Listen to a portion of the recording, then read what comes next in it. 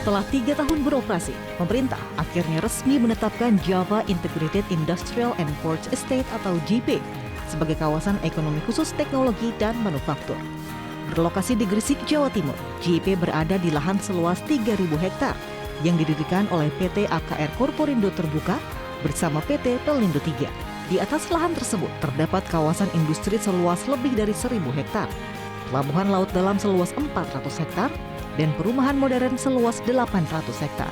Sementara itu dari segi fasilitas terdapat pembangkit listrik, pengelolaan air bersih dan limbah, suplai gas, jaringan telekomunikasi dan multimoda yang menjadikan JIPE kawasan ekonomi khusus Gresik sebagai kawasan industri terintegrasi pertama di Indonesia.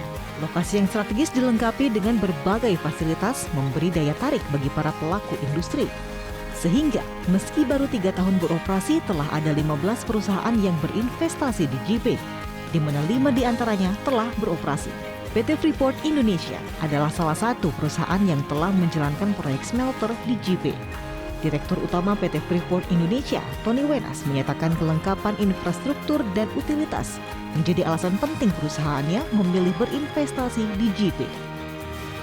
Pertama kesiapan lahan, kemudian masalah perizinan, administrasi, dan juga supporting infrastructure seperti pelabuhan, jalan, dan juga laydown area.